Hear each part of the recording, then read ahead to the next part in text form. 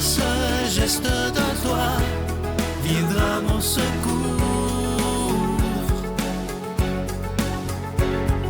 Viens semer dans mon âme le grain de l'amour. Je traverse un désert et je meurs de soif. Montre-moi le mystère qui garde la foi. Bonjour, bienvenue à votre émission La Victoire de l'amour en ce mardi 5 décembre 2023. J'espère que vous vous portez bien chez vous. On rejoint tout de suite pour sa chronique William Baudouin et à l'homélie, ce sera l'abbé Éloi Gillard.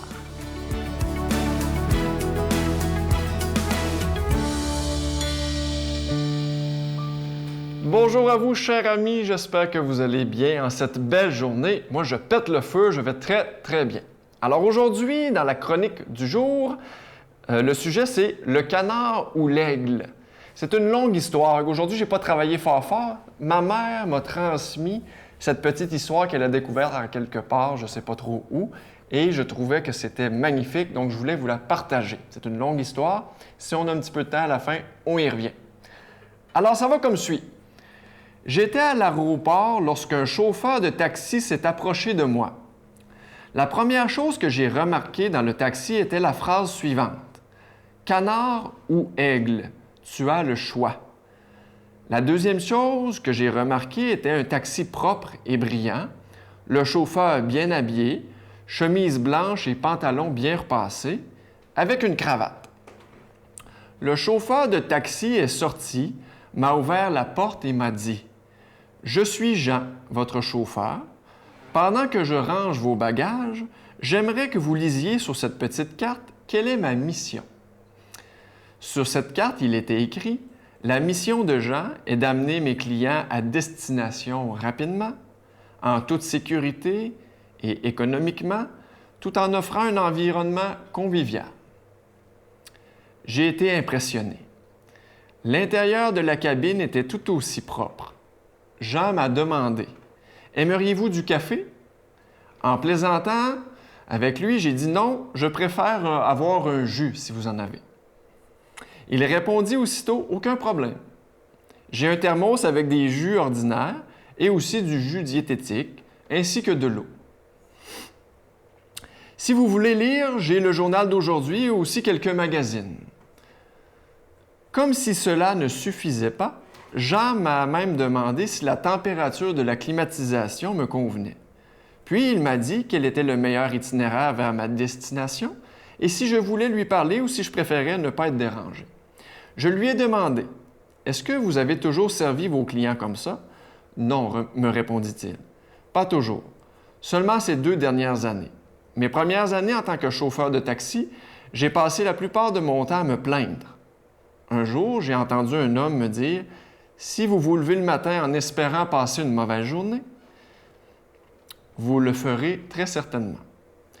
Ne soyez pas un canard, soyez un aigle. Les canards font du bruit et se plaignent. Les aigles planent au-dessus de la mêlée. » J'ai donc décidé de changer d'attitude et d'être un aigle. J'ai regardé les autres chauffeurs de taxi et les autres taxis. Les taxis sont sales, les chauffeurs antipathiques et les clients insatisfaits. J'ai décidé de faire quelques changements. Comme mes clients ont bien réagi, j'ai apporté quelques modifications supplémentaires. Lors de ma première année en tant qu'aigle, j'ai doublé mon chiffre d'affaires. Cette année, je l'ai quadruplé. Jean était différent. Il a offert un service de limousine dans un taxi ordinaire. Jean, le chauffeur de taxi, a décidé d'arrêter de faire du bruit et de se plaindre comme le font les canards et d'être finalement un aigle. Alors, chers amis, je vous pose la question, êtes-vous un aigle ou un canard? Bonne semaine. Notre Père qui es aux cieux, que ton nom soit sanctifié, que ton règne vienne, que ta volonté soit faite sur la terre comme au ciel. Donne-nous aujourd'hui notre pain de ce jour. Pardonne-nous nos offenses, comme nous pardonnons aussi à ceux qui nous ont offensés. Et ne nous laisse pas entrer en tentation, mais délivre-nous du mal, car c'est à toi qu'appartiennent le règne, la puissance et la gloire pour les siècles des siècles. Amen. La Victoire de l'amour vous invite à venir vivre des moments inoubliables en Italie en compagnie du Père Michel Marie, Christine Michaud, Miguel Padilla et Sylvain. Nous visiterons Venise, Padoue, Florence, Sienne, Assise et Rome, la ville éternelle. Célébration eucharistique avec le Père Michel Marie. Nous assisterons aussi à l'audience générale avec le pape François au Vatican, du 2 au 13 juin 2024, avec Spiritour au 514-374-7965 ou 1-866-331-7965.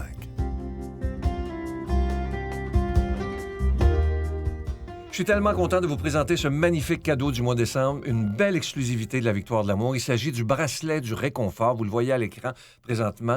Et il est en acier inoxydable, donc il ne ternira pas. Il est également ajustable. Il est autant pour les hommes, pour les femmes. Et je sais que les jeunes vont beaucoup l'apprécier.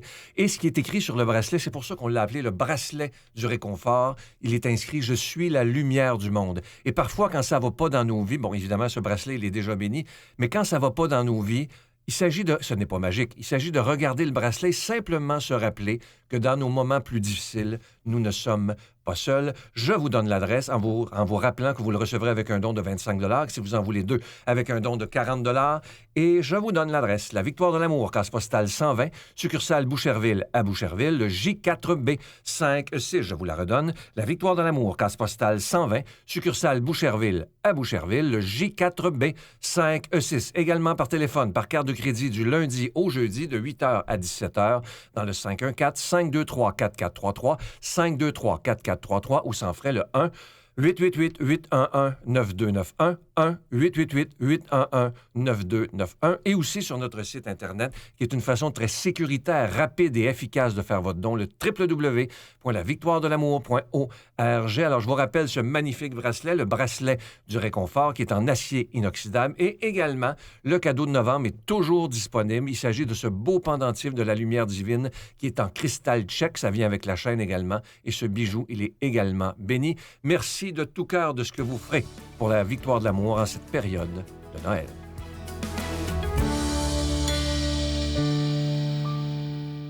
Mon Dieu, donnez-moi la sérénité d'accepter les choses que je ne peux changer, le courage de changer les choses que je peux et la sagesse d'en connaître la différence.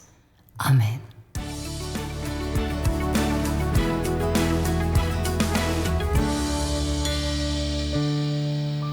Bonjour mes amis, bon matin. Je suis très heureux d'être avec vous en ce début du mois de décembre, le 5 décembre. Hey, je vous en ai déjà parlé, mais ça me fait plaisir. Il y en a sans doute qui s'en souviennent plus, puis d'autres qui ne le savent pas. 5 décembre, pour un passionné de musique comme moi, le 5 décembre, c'est le jour anniversaire de la mort de Mozart. Et je vous raconte une anecdote pour dire que des gens qui sont passionnés, là. Le compositeur Gounod, Charles Gounod, il disait « Quand je vais arriver au ciel, je vais dire, « Ah, bonjour, Dieu le Père, tellement heureux de te voir. Ah, Jésus, tiens, ah, l'Esprit Saint, on aura des choses à débattre ensemble. Ah, bonjour, Marie. Bon, maintenant, où est Mozart? » Il disait ça au Gounod. Où est Mozart? Ce génie si inspirant. Eh bien, Jésus, à sa manière, est pas moins inspirant quand il nous parle que c'est les plus simples qui comprennent ce matin. Bon, on va essayer de se laisser toucher par ça. Ça peut nous mener plus loin qu'on pense. On est dans l'Évangile de Luc. Jésus, exultant de joie sous l'action de l'Esprit Saint, dit « Père, Seigneur du ciel et de la terre, je proclame ta louange. Ce que tu as caché aux sages et aux savants, tu l'as révélé aux tout-petits. Oui, Père, tu l'as voulu ainsi dans ta bonté. Tout m'a été confié par mon Père. Personne ne connaît qui est le Fils sinon le Père, et personne ne connaît qui est le Père sinon le Fils, et celui à qui le Fils veut le révéler. » Puis il se tourna vers ses disciples et leur dit en particulier, « Heureux les yeux qui voient ce que vous voyez, car je vous le déclare, beaucoup de prophètes et de rois ont voulu voir ce que vous voyez et ne l'ont pas vu, entendre ce que vous entendez et ne l'ont pas entendu. » Hey, l'autre jour, je marchais le matin, il faisait très beau, c'était juste un peu frais, là. On était tellement bien pour marcher. La nature était superbe. Vous savez, dans mes nouvelles paroisses, je peux marcher dans des rangs de campagne. Ça, j'aime ça. Bon. Et là, j'admirais les cultures autour, les montagnes au loin. Et je me disais tout à coup, je ne sais pas si vous allez être d'accord avec moi, dans le fond, là, le monde appartient peut-être plus à ceux qui le contemplent qu'à ceux qui le possèdent. Qu'en pensez-vous? Le monde appartient plus à ceux qui le contemplent qu'à ceux qui le possèdent. Il me semble que c'est vrai, ça. En tout cas, sur un plan spirituel, il me semble que c'est défendable. Puis, tout à coup, j'avais les bras grands étendus. Dans la campagne, j'étais tout seul, j'étais comme ça, puis je disais « Merci Seigneur pour tout ». Puis, tout à coup, je disais au Seigneur « Hey, il me semble l'infini se passer pour moi. J'ai hâte de voir ce que tu as l'air. J'ai pas hâte de mourir, mais j'ai hâte de voir ce que tu as l'air. » Eh bien, Jésus, il sait ce que son Père a l'air dans l'Évangile de ce matin. Pas à peu près, hein? Jésus qui se réfère en tout à son Père, qui fait un avec lui. Hey, et l'amour circule sans entrave entre deux, bien sûr, hein? Et quand tu es sûr d'être aimé, êtes-vous d'accord avec moi? Quand tu es sûr d'être aimé, il y a une source qui jaillit au fond de toi. Et là, c'est fait que Jésus exulte. Et parce que, comme nulle part ailleurs dans l'Évangile, parce que, dit-il, les petits comprennent ce qui est caché aux sages et aux savants. Comme c'est curieux. C'est quoi ça? Je pense que je commence tranquillement à comprendre. Hey, moi, j'ai travaillé pendant quelques années, j'ai collaboré à une communauté de l'Arche. J'ai beaucoup aimé ça. Et puis, il y avait Cécile et Lorraine. Et Lorraine était trisomique, était pas grande. Cécile était beaucoup plus grande. Les deux étaient handicapés intellectuels. Puis Cécile, elle disait de temps en temps, « Lorraine, ma sœur. Lorraine, ma sœur. » Et que je trouvais ça beau, hein? Il y avait quelque chose en eux de plus grand que tout ce qui pouvait les séparer, au point que Cécile disait, « Lorraine, c'est ma sœur. » Hey, vous et moi, on n'est pas parmi les tout-petits de ce monde, mais à l'intérieur de moi, il y a un petit et un fragile à côté du sage et du savant. Ici, Jésus nous faisait comprendre, aujourd'hui, hein, que si notre part la plus fragile, la plus vulnérable ne trouve pas à se dire, à s'épanouir, le monde ne changera pas en plus positif. Êtes-vous comme moi? Je rêve d'une Église où, à partir de la parole de Dieu, on puisse s'asseoir et laisser parler ce qu'il y a de plus vrai au-dedans de nous. Et tant que mon cœur profond, n'est pas atteint, il n'y a rien qui change vraiment en moi et autour de moi. Qu'en pensez-vous? On continue à rêver de puissance. Oui, il y a des personnes, pour moi et pour vous, qui nous ont fait du mal. Elles ne savaient même pas, ces personnes-là, qu'elles avaient un cœur profond.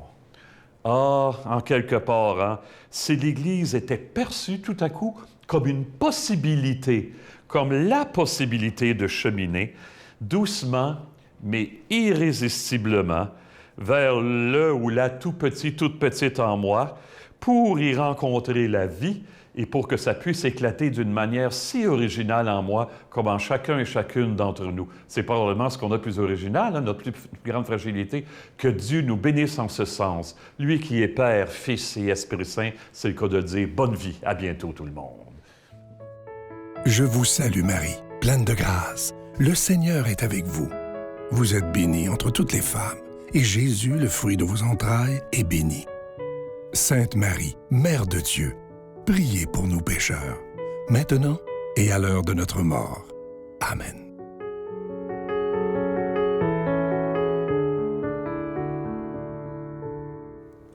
Une belle citation pour vous du pape François. Le chrétien est un homme spirituel et cela ne signifie pas qu'il soit une personne qui vit dans les nuages. Le chrétien est une personne qui pense et agit dans la vie quotidienne, mais selon Dieu. Amener Dieu dans notre vie quotidienne. Voilà l'essence d'être un homme, une femme spirituelle. En mettre un peu de divin. Demander à Dieu d'habiter avec nous. C'est ce que je nous souhaite pour aujourd'hui, d'accueillir sa présence. Il est là de toute façon et il nous aime. Bonne journée. Moi, j'ai compris à travers la foi qu'on n'est jamais autant nous-mêmes que lorsqu'on est avec Dieu. Il a neigé sur nos cœurs il y a si longtemps. Depuis, tout a changé, mais rien n'est différent. Je ne demande rien pour Noël depuis si longtemps. Ton amour sera toujours